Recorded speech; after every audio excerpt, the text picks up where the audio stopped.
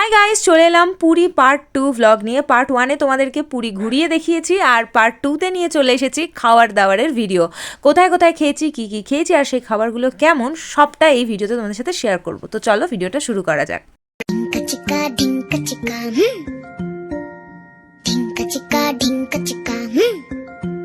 প্রথমে দেখতে পাচ্ছ চলে এসেছি স্টেশনে, আর এখানে দেখো ট্রেন দাঁড়িয়ে আছে। তো আমরা লাগেজটাকে সেট করে স্টেশনের বাইরে এসেছিলাম একটু ব্রেকফাস্ট করতে। তো আমাদের শালিমার স্টেশন থেকে ট্রেন ছিল, তো বাইরে অনেকগুলো ব্রেকফাস্টের অপশন ছিল। আমরা খেয়েছিলাম এই ইডলিটা, তারপরে ট্রেন ছেড়ে দিল। তারপরেই যখন লাঞ্চের সময় হলো, তখন আমাদের ঘর থেকে নিয়ে আসা জাদুই পিঠারা খুলে বসে পড়লাম। এখানে মা বানিয়ে এনেছিল আলু ভাজা সঙ্গে পরোটা, আর আমরা স্টেশন থেকে আচার কিনে নিয়েছিলাম।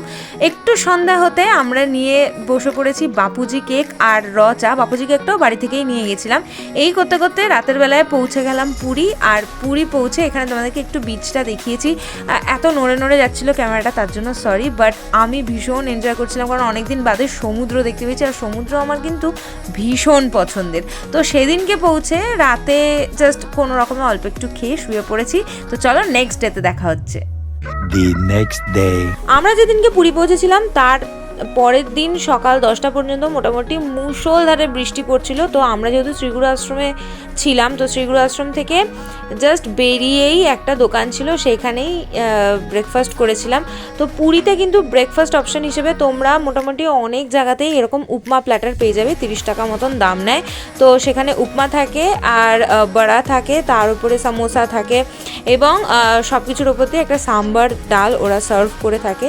তো সেটা খেয়েছিলাম। তারপরে বৃষ্টি কমে যাওয়ার পর আবার এক প্লেট ওই উপমা প্ল্যাটারই খেয়েছিলাম। খেয়ে দিয়ে আমরা গিয়েছিলাম সমুদ্র স্নানে। তারপর এসে দুপুরবেলায় তোমাদের সাথে দেখা হচ্ছে। সমুদ্র থেকে চলে এসেছি, স্নান টান কমপ্লিট করে এখন আমরা সবাই বেরোচ্ছি লাঞ্চ করতে। দেখা যাক কোথায় কি খাই না খাই।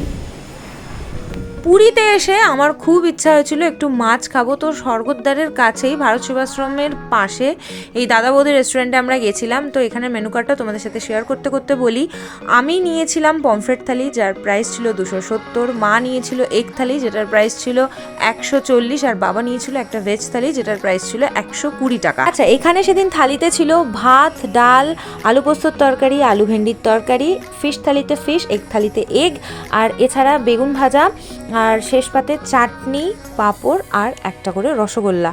ভাত কিন্তু এখানে যা দেয় তাতে একজনের পক্ষে যথেষ্ট কম। তো এখানে কোনো ভাতের রিপিটেশন নেই, যেটা আমার খুবই মাইনাস পয়েন্ট লেগেছে। তোমাদের ভাত লাগলে এক্সট্রা পে করে পুরো একটা আলাদা করে ভাত নিতে হবে। আর আরেকটা জিনিস, আমার এখানের কোয়ালিটি খুব একটা পছন্দ হয়নি, তাই আমি এটা তোমাদের সাজেস্ট করলাম না। চাটনিতে এভাবে লেবু দিয়ে তোমরা কে কে খাও আমাকে কমেন্টে জানিও, আমার কিন্তু দারুণ লাগে। তোমরা এর আগে ট্রাই না করে থাকলে অবশ্যই একবার ট্রাই করো। তারপর খেয়ে দিয়ে উঠে আমরা গেছিলাম কাকাতুয়াতে ভাঙা খাজা খেতে। আমার এই কাকাতুয়ার ভাঙা খাজাটা যে কী ভালো লাগে তোমাদেরকে বলে বোঝানো যাবে না। আমি এই নিয়ে 3বার পুরী গেছি। প্রথমবার অনেক ছোটোবেলায় গেছিলাম, কিন্তু তারপরে মোটামুটি জ্ঞানত অবস্থায় যে 2বার গেছি, আমি কিন্তু এখানে গেলে এই ভাঙা খাজাটা অবশ্যই এনজয় করি। তো তারপরে সারাদিন বেশ ঘুরে টুরে নিয়ে রাতের বেলায় চলে এসেছি ডিনার করতে আমরা নিউ কাকাতুয়া রেস্টুরেন্টে। এখানে কিন্তু পিওর ভেজিটেরিয়ান রেস্টুরেন্ট, তো তোমরা ভেজ পাবে এখানে পুরো। তো এই যে তোমরা থালিটা দেখতে পাচ্ছ, 3 রকম তরকারি দিয়ে, ডাল দিয়ে, চাটনি, পাঁপড় দিয়ে একটা ভাতের ভেজ থালি। তো এখানে কিন্তু তোমরা ভাত আনলিমিটেড নিতে পারবে। আনলিমিটেড মানে 2-3বার মতন রিপিটেশন নিতে পারবে। আর এখানে দামটাও যেমন রিজনেবল, খাবারের মান কিন্তু ভীষণ ভালো। তো তোমরা পুরীতে গেলে এখান থেকে ডেফিনেটলি খাবার খেতেই পারো। এরপর ওখান থেকে বেরিয়ে এরকম মালপোয়া, গরমা গরম মালপোয়া দেখে আমি নিজেকে আর সামলাতে পারলাম না, তাই ওই রাতের বেলায় একটা মালপোয়া খেয়ে নিলাম। এই মালপোয়াগুলোর প্রাইস 10 টাকা করে। তো এই মালপোয়া টালপোয়াকে ঘুম দিলাম। চলো পরের দিন দেখা হচ্ছে। পরের দিন সকালে আবার চলে এসেছি উপমা প্ল্যাটার নিয়ে। হ্যাঁ, উপমা প্ল্যাটারই, কিন্তু বিভিন্ন দোকানে বিভিন্ন রকম দেখতে, খেতে সেই একই জিনিস, সেই একই আছে। তো এগুলো খেয়ে আমি গেছিলাম সমুদ্র স্নানে। আবার ফিরে এসেছি কাকাতুয়া রেস্টুরেন্টে। আর কাকাতুয়া রেস্টুরেন্টে আজকে দেখো মেনুতে আছে শুক্তো, সঙ্গে ডাল, সঙ্গে ছিল সয়াবিন আলুর তরকারি, চাটনি, আর এটা মনে হয় মটর পনির ছিল, আমি এই মুহূর্তে ভুলে গেছি। আর হ্যাঁ, পাঁপড়, আর সঙ্গে আলু ভাজাও দিয়েছিল। ভাত যেমন বলেছিলাম আনলিমিটেড, আর প্রাইস কিন্তু এখানে ভীষণ রিজনেবল। এরপর পুরীতে সব দোকানে আমি এই মটকা রাবড়িটা দেখছিলাম, তো আমার খুব ইচ্ছা করছিল, তাই আমি একটা অর্ডার করে দিলাম। এটা মনে হয় 40 টাকা মতন দাম নিয়েছিল। আমাদের এই কলকাতার রাবড়ির মতন এটা না, বাট মানে আমার অ্যাভারেজ লেগেছে, ঠিক আছে? তো তোমরা ট্রাই করলে করতেই পারো। তারপরে বিকেলবেলায় আমি আর বাবা হাঁটতে হাঁটতে গেছিলাম ওই জগন্নাথ মন্দিরে পতাকা পরিবর্তন দেখতে। তো সেটা দেখার পর এই জগন্নাথ মন্দিরেরই দক্ষিণ দুয়ারের এই যে দক্ষিণ দুয়ার দেখাচ্ছি, এর ঠিক কোনাকুনি এই যে মিষ্টি দোকানটা, এইখানে নাকি দারুণ দারুণ রাবড়ি, তারপরে দুধের শট, তারপরে বিভিন্ন রকমের মিষ্টি পাওয়া যায়। তো আমরা এখানে ওই রসমালাই রাবড়ি সব কিছু টেস্ট করছিলাম আমি আর বাবা। তো আমার বেশ মান ভালো লাগলো, তো তোমরা এখান থেকে ডেফিনেটলি ট্রাই করতে পারো। The next day. সূর্যোদয় দেখা ডান। এখন আমরা হোটেলে এসেছি, একটু ব্রেকফাস্ট কমপ্লিট করে তারপরে আমরা সকাল সকাল আজকে স্নান করতে যাবো সমুদ্রে, যাতে অনেকক্ষণ থাকতে পারি। আর তারপর বাবা মাছ কিনতে গেছে, নতুন মাছ যে ধরে এনেছে সমুদ্রে, তো বাবা সেটা কিনতে গেছে, সেটা একটা হোটেলে রান্না করতে দেওয়া হবে। তো আমরা তারপর সেটা দিয়ে লাঞ্চ করব, তোমাদের সাথে সবটাই শেয়ার করবো, দেখতে থাকো। সমুদ্র থেকে ফিরে স্নান টান কমপ্লিট করে ফ্রেশ হয়ে একটা যা ঘুম দিয়েছিলাম, মানে পুরো দুপুর 1টার সময় ঘুম ভেঙেছে।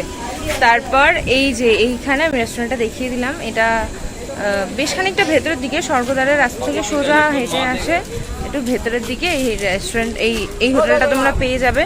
তোমরা এখানে মাছ কিনে দিয়ে গেলে রান্না করে দেবে তোমাদের মতন করে। এখন হ্যাঁ, দাদা বৌদি নদিয়া নাম। হ্যাঁ, কাকাতুয়া রেস্টুরেন্ট আছে, তার আগেই বাহাতে একটা গলি ঢুকে যাচ্ছে, ওখান থেকে ঢুকে গেলেই তোমরা এটা পেয়ে যাবে, বা যে কাউকে জিজ্ঞেস করে নিতে পারো দাদা বৌদি নবদ্বীপ নদিয়া হোটেলটা কোথায়, যেখানে রান্না করে দেয়, তোমরা পেয়ে যাবে।